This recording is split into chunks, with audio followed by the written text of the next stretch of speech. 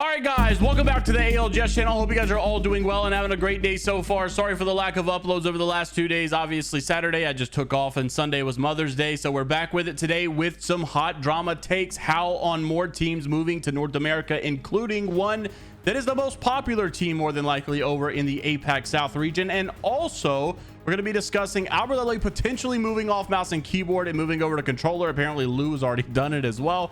A lot of people up in arms about the state of, competitive integrity and how it's no longer really M&K. It's just controller dominant. Well, we're going to discuss all of those things in today's video. Make sure to like, subscribe to the channel, and comment down below if you guys want to, stay up to date, all things Apex Legends esports related. And without further ado, let's go ahead and dive right into this. First thing that I wanted to make mention of was coming from Albralelie, saying can't think of a reason as a competitor to stay on mouse and keyboard. Given the context here, obviously Albralelie is no longer in the pro league right now. Well, I mean, obviously, like, they didn't qualify for Split 2 playoffs is what I'm trying to say. Anyhow, because they did not make for land, there's a big gap right now before another competitive event happens. Well, the next thing on the list, besides the Split 2 playoffs, of course, is going for Albralelie anyways, is going to be the LCQ for champs, the last chance qualifiers coming up in July. So a lot of teams have 2 months to reset and figure out how they want to play this. Do you want to keep going on with the same formula against, obviously not pro league teams? Well, at least some not pro league teams that didn't qualify. Some of those guys already made it. They're not going to have to play the LCQ like TSM and NRG and all that stuff. Anyhow, do you want to keep with that same formula, or do you want to switch something up? And it seems like a lot of teams are actually starting to switch things up. I really doubt that teams like Tripods will switch anything up. However, Albralelie, on the other hand, may be making a big change coming for the Lanimals. So back to what he was saying. For casual play, I think mouse and keyboard is fine. But to compete, I don't know, man. I think the roller is just better in every way you're capable of playing it. Probably going to hang up the keys and swap in this 2-month off season that we've got. So Albralelie may show up to the LCQ actually using a controller instead of mouse and keyboard. And like I said earlier, it seems like maybe Lou has already done the same thing as well. I saw some stuff on YouTube earlier, I think, about it as well. So that's going to be interesting to see. If we have an all roller team for the Lanimals, I don't know how I'm going to feel about that, but surely that, I don't even think that triple roller is the play, honestly. I think you still need one M&K player, but despite that, I think a good controller player is definitely a heavy asset to the team. And honestly, at this point, I'm starting to think two controller players over two mouse keyboard players is definitely the play as well. I think the best combo possible, 2 rollers, 1 mouse and keyboard, just my opinion. Anyhow, though, also got a response here from Alex Corrupts. North America is the only region, he says, with the majority of controller players, and even then theirs is more mouse and keyboard players still in the top 10 for kills than roller players this season. No matter how OP aim assist is, keyboard is clearly still the better input across all regions, as it will always be. The keys are better. Now, Mac did respond saying, I honestly think that North America being a controller dominant thing is a culture thing. Actually, I think PC gaming in general is much larger in other regions compared to NA, where NA is very console heavy, but those kills end up being fluff stats that get boosted by things like the meta and charge rifle, etc., which I think makes total sense as well. But the conversation continues. Corrupt says, I was just talking with one of my friends about that, and it makes total sense, to be honest. Other regions are also harder workers and more dedicated than most NA players. Let's just say it how it is. Sheesh. Also, console thing is a fair point. That's why personally I haven't switched. I'm refined on controller. And, obviously Mac had something to say about that, saying has nothing to do with work ethic, really. It's just gaming culture difference. Years ago, I'd agree about the work ethic, but nowadays it's about the same wherever you go, wherever you look, unless you compare APAC to NA.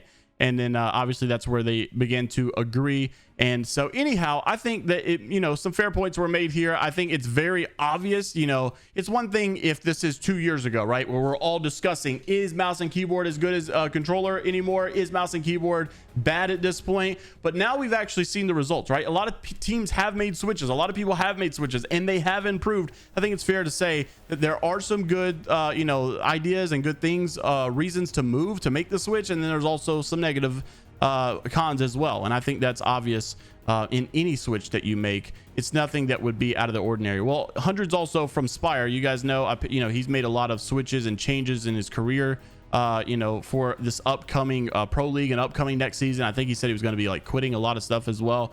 But currently, as it stands, head coach and manager for Spire Apex. Spicy take, he said, I think you could actually balance mouse and keyboard and controller in Apex. I want to get your guys' opinion on this. By giving mouse and keyboard a very subtle 10% aim assist, most mouse and keyboard players would still fumble aiming because of hard flicks and pulls while strafing and predicting, but most controller players would still win close range. So a lot of people are saying now that, you know, controllers are starting to dominate so heavily that it's like starting to get like a bigger skill gap, and maybe you need to close that gap a little bit more with mouse and keyboard. To be honest with you, if mouse and keyboard got any type of aim assist, I think everybody would just go back that came to. And I don't think that that is necessarily the play, but a lot of people are saying, look, I'm gonna let you cook. I like this idea, especially the mouse and keyboard players liked it as well. But interested to see what you guys had to say about that as well. Also wanted to mention how on, you know, more teams moving to North America. We've seen players and teams do this. Dark Zero obviously coming from the APAC South region, winning the championship back in 2022. Now they're actually coming, you know, already been playing in North America for quite some time. They've been, you know, doing very well in North America also. And because the competition is so heavy here in North America, this is where a lot of people like to relocate to, because they can get themselves better by constantly playing against the top competition rather than waiting to get to champs and trying to prove yourself there. That's what Dark Zero did, and it seems to be paying off, and we seem like we might have some more making some switches soon. Let's talk about how on more teams moving to North America. Roll the clip.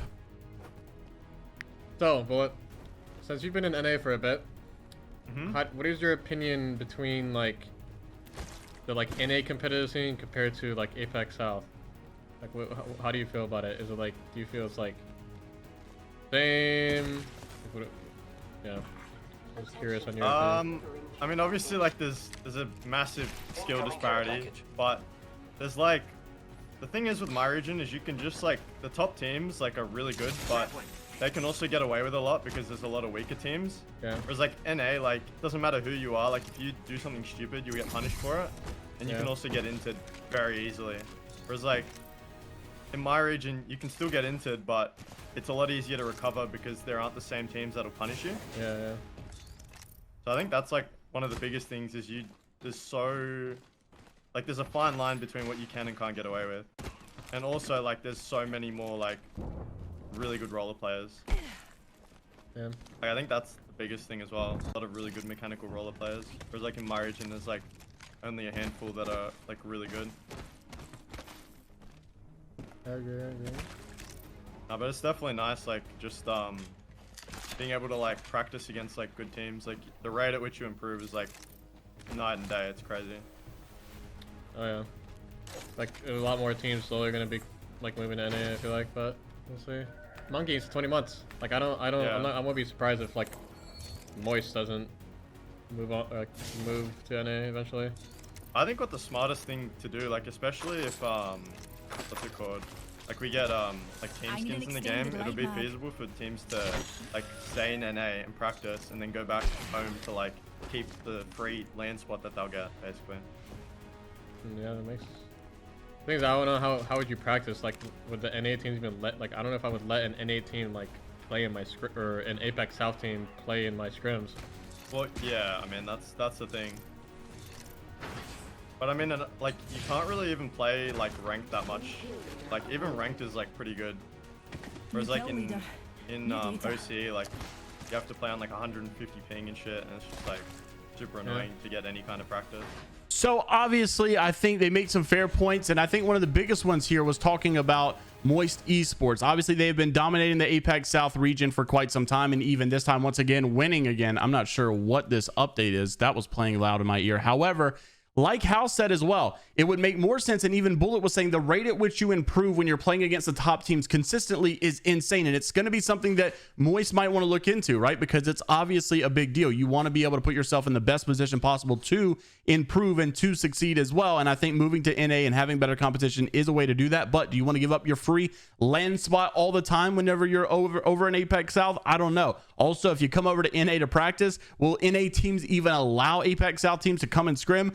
I highly doubt it as well. Interested to see what you guys have to say about that. And I think it is a smart move for a lot of teams to start moving over to North America as well, to relocate and try to improve their competition as well. Also wanted to mention how about the rank system a couple of days after, now that we have more time to, I guess, you know, play this and see how things have balanced itself out. Well, the obvious question or answer is that it's not really that much better. Maybe some of the end games have gotten better for some of the ranks, But Hal does give a really good tip. This is actually something I've been doing in my personal time as well for Apex. Maybe not necessarily with rank, but I've been solo queuing, no fill, so that I can 1v3 teams as best as possible, as much as I can. He said the #1 tip to improve in Apex Legends, since the rank system has very little punishment for dying early due to low entry costs, now is the perfect opportunity to take as many fights as possible. Solo queue or not, improve your gun skill and fundamentals to become the best. Anyone can sit in a tree like Sweet Dreams, but can anyone win a 1v1 against the CEO? Obviously, nice little challenge as well, but I think it does make a fair point. If you guys want to improve, this is probably the best way to do so. This is personally what I'm trying to do as well. Also wanted to mention, just as we wrap the video up, Dan Monatic and Sang are still looking for a player, as well as the former Litecoin Esports. Obviously, they've made some changes as well. McLovin out, moving over to another squad as well. Also wanted to mention that Bullet, the guy we just talked about and watched on the video with Hal, talking about more teams moving to North America. He split off from Native Gaming and also going to be looking for a new team for the LCQ as well. Went on a twit longer as well, and even Klein did the same thing. So without going too deep, they are going to be looking for a new player. You also had some people down here in the comments vouching and still trying to keep the best of not competitive integrity, but I guess the best sportsmanship possible in all of this. So interested to see what you guys have to say down in the comment section below. Make sure to like the video if you guys did enjoy it, and subscribe to the channel if you guys want to stay up to date all things Apex Legends esports related. And until the next time, I'll see you all later, Gators.